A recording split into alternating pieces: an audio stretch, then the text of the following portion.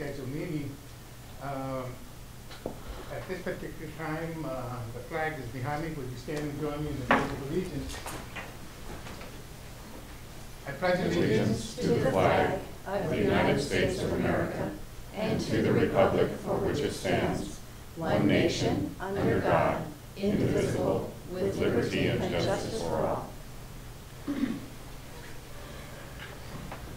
Okay, before we get started, what I'd like to do is three things. The first one is I'd like to have a moment of silence. Today is December 7th, the anniversary date, unfortunately, of the attack on Pearl Harbor. So if you join me in a moment of silence.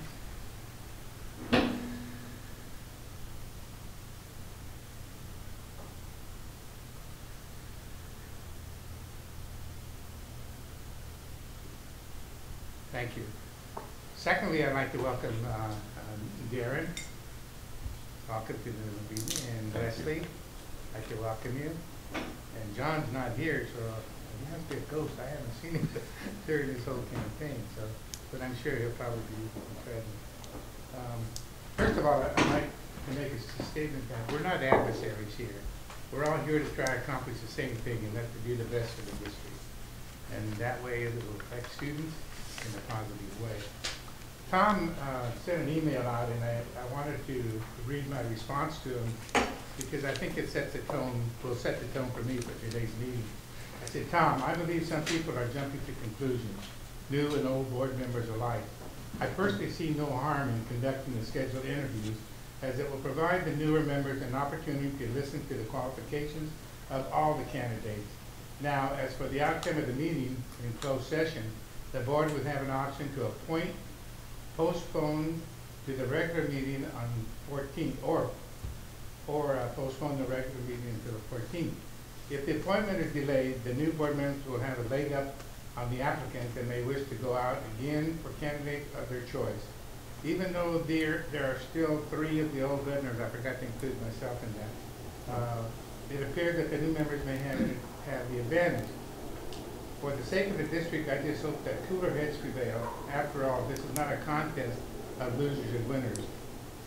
I will be at the meeting. Whether the rest of you attend is up to you. So with that, I'll conduct the regular agenda meeting. And I responded to Abe that those were good points. Right. Thank you. And so at this particular point, we have the period for public comment. I do have Sarah. Sarah, would you like to make a comment now? Yes, I would. Thank you, Abe. I'm not sure where the best place to stand is. You can start with the... You can stand at the head of the table, Sarah. That way Jeff will get you on camera. Oh, no. Thank you very much. My name is Sarah Curl. I'm here as a representative of the Yosemite Faculty Association. And I do have some comments for the board to consider as we proceed with today's agenda. It is the understanding of the YFA that outgoing board members intend to meet today in closed session to select an interim chancellor. Please consider the following concerns in light of such an action. California Education Code 5017 states, each person elected at a regular biennial governing board member election shall hold office for a term of 4 years, commencing on the first Friday in December next succeeding his or her election. Any member of the governing board of a school district or community college district whose term has expired shall continue to discharge the duties of the office until his or her successor has qualified. The term of the successor shall begin upon the expiration of the term of his or her predecessor. If the membership of the board is not valid at this time, any action taken by this body would presumably be invalid. YCC board policy on hiring states, in the case of a chancellor vacancy, the board shall establish a search process to fill the vacancy and shall select the chancellor. The search processes shall be fair, open, and transparent, and shall comply with relevant regulations In the spirit of the YCC board policy, the search process for the interim chancellor should be equally fair, open, and transparent. One of the ACCJC accreditation standards relates to the board selection of the CEO.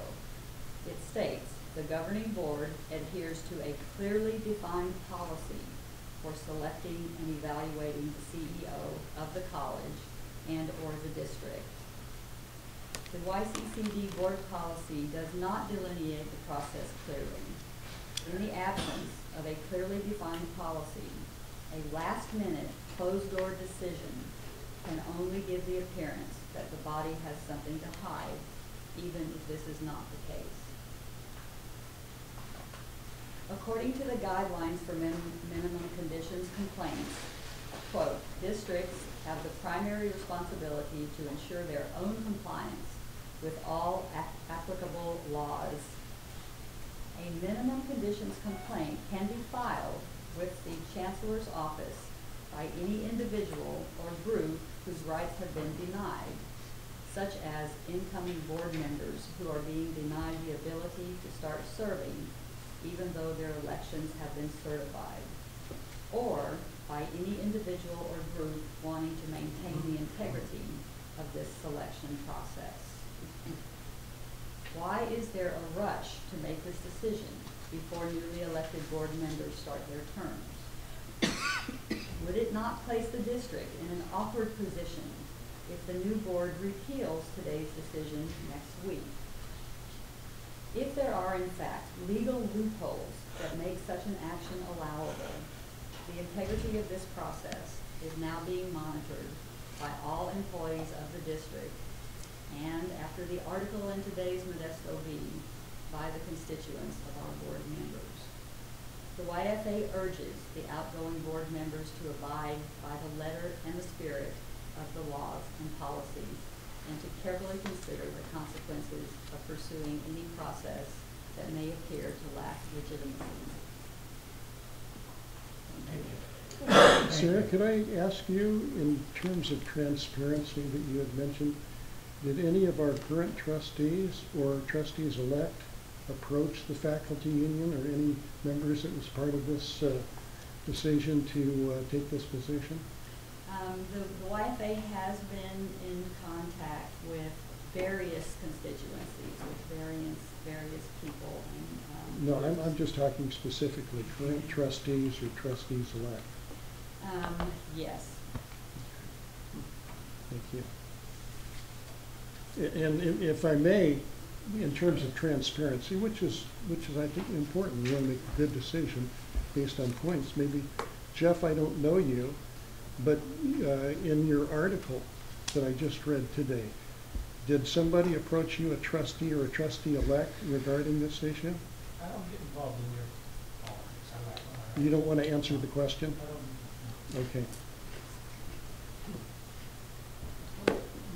Do you have other comments? Because I want to address the board when they're done, just let you know. I just wanted to answer your question that perhaps people contacted them, but we contact trustees as well.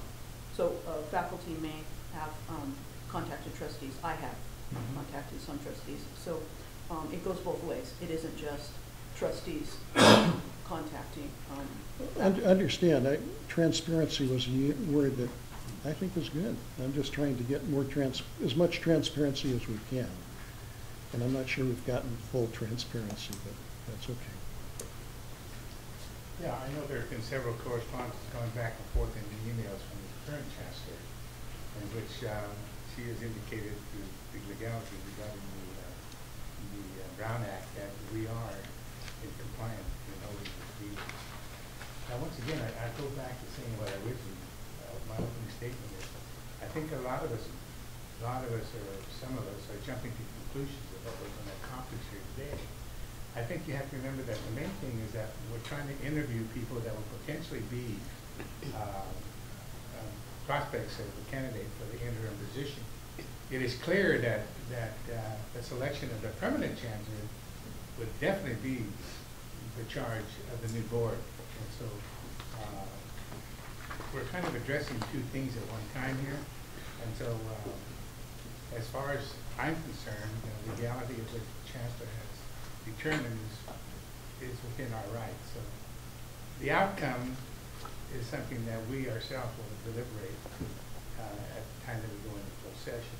But I think the purpose right now is whether we select or don't select, I think the new board has an opportunity to hear the candidates that we are interviewing for the possible selection of an interim chancellor.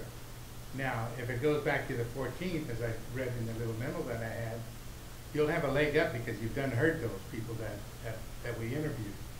And at that time, you would also have an opportunity, if that's the way it goes, to add more candidates to that if you want, if you wish. I kind of think that maybe we're reading too much into this at this particular point. Go ahead. Yeah, I don't see what you're saying is the problem at all. What I see as the problem is that by law, I feel we need to follow the law. When the board decided in November that we should probably get going on selecting an interim chancellor, because particularly if we choose someone who doesn't live in the area, they need time to come here, find a place to live, and that sort of thing. And so even though it was mentioned that, well, maybe this is something the new board ought to do, the board decided to go ahead with it, all right? And I agreed with that. But since that meeting, I have looked at the law that Sarah read, and the old members or the defeated members, your term ended on the 2nd of December, according to law, according to Ed Code. But you're allowed to continue serving until your successor has qualified. Not all of the new board members have qualified. This is the sample of Stanislaus County. It's certified. They have qualified. Darren Garrett has been certified in San Joaquin County and Stanislaus County. He is now officially, by law, the person who represents his district on this board. And the same for Leslie Beggs. She is now the elected official who's been certified to be the voting member from her district on the board. And the same for John Rodriguez. You're the only one that's still in the mix because Merced County is not certified. So technically, you can't succeed yourself right now because you're not certified. But I contend that the board, the current board, is the Lynn, Don, myself, and no, not Mike. Mike, these three people are now current board, and people that they replace, much as we love them, are not with us anymore legally. And also to support that, and I wrote this to Joan back in November to give her a heads up that we need to follow the law, because I talked with Lee Lunnegan, our clerk recorder. She said she would be certified before this meeting, okay? And I shared that with Joan. And Joan says, oh, we have to have all districts certified, but that's not what the law says. And our board policy says that the term of each trustee shall be 4 years, commencing on the first board meeting in December. Hello, that's today. That's when their term begins. So I believe that the problem isn't that, I think the appearance may be to faculty that we're trying to pull a fast one. You know, she talked about the appearance. I mean, that seemed to be what you're saying, we're not adversarial. My concern is that we have the wrong people voting, that we need to follow the law. You read something about we have a responsibility to follow the law. Yes. And the law says that your terms expire on the first Friday in December, but you still serve until your replacement is qualified. And she was qualified on Monday. Doesn't say sworn in. It doesn't say sworn in, it says qualified. No, but So let's swear them in is what I'm saying. what I'm saying, though, I'm just trying to clarify. Mhm. They're sworn in on the meeting that's coming the 14th. I think we need to do it today, Yeah. is what I'm saying. And then we can redo it again with everybody on the 14th, if that would make things clearer. But I say that the law, and I brought this up to Joan, she said she consulted legal, but she didn't tell me what she asked or what they said. She just said that my viewpoint was unwarranted because all the counties have to certify. And that's not what the law says. So I can share with you what our legal counsel provided. And again, I'm just sharing what the Chancellor and legal counsel shared with me about the interpretation. This isn't my personal interpretation. That's not my role. I'm just here as a human resources person to get you candidates to talk to today. But that particular EDS code of the interpretation we received back was first Friday in December, next succeeding his or her election, and the election is certified. Well, Stanislaus County— It doesn't say certified? Well, there are a confluence of laws that work with this, and you have to have all of the election code, you have to have Ed code, you have to have Brown Act, and this is what attorneys do. They do statutory construction based on all these different laws that they have. And so the interpretation we received was then that would be December 9th, and that was the information I believe the Chancellor was going on. So it wasn't an effort to create some sham process or disenfranchise anybody. That was the interpretation that the district received back from legal counsel. But again, we're just here to interview candidates today. And whatever the board decides to do after that, whether it's postpone a vote to the 14th or appoint somebody today and then the new board can undo it all on the 14th, that's for you all to decide. But there were just differing legal interpretations. I would be willing to continue. I want to hear the interviews. They made it, but I suggest that we not take any vote on this election until the 14th. If I'm gonna, I don't agree with what you said about when their office takes place, but I don't want to get in a fight with you, so I'll go with that, but then I'm going to ask that we delay the decision on the selection of our interim chancellor until the 14th, after these people are sworn in. So I would agree with that, and if we don't, I'm just going to ask John. Hi, John. Tom, good to meet you. Nice to finally meet you. I'm going to ask him who he supports, because as I've said months ago, not just because of the article today, but months ago, I said the new board should be picking the chancellor. So it's just, I'm not even going to get into the legal part. Oh, well, as far as I'm concerned, at this particular point, we have to go with what Gina has said, that legal counsel. So we'll proceed with the first part of this agenda, unless somebody objects to the interviewing the candidate. And then we'll determine in closed session. I want to say, Abe, that I'm conflicted over this issue. And I think there's more than one issue, the issue of who makes the decision. And I'm certainly not into a power trip that I have to vote on the decision. But I think that the board, the current board, can offer perspective that I would hope the new board members would listen to, because we want the best decision made for our students. And some of those issues it's much more than just picking the best candidate. I think that we ought to talk about what are the advantages and disadvantages of having an interim candidate versus somebody from the outside. Those people that have been on the board have faced that issue before, and I think could offer you perspective as to, on both sides, the pros and cons of that. I think another one is, do we want to formally exclude candidates that want to be considered for the position as a permanent position? We've done both in our term, at least during my term as board, where sometimes we said if you're going to be interim, you're excluded from consideration for the permanent job. And in the case of Joan Smith, she was the interim and then appointed. And there's pros and cons. And I contend that was an extraordinary situation, and we can even talk if it would help as to why that extraordinary decision existed. The second thing is my concern as to how we're conducting this approach, because it does seem adversarial, and I don't think that it needs to be. I'm concerned that the newspaper was contacted first before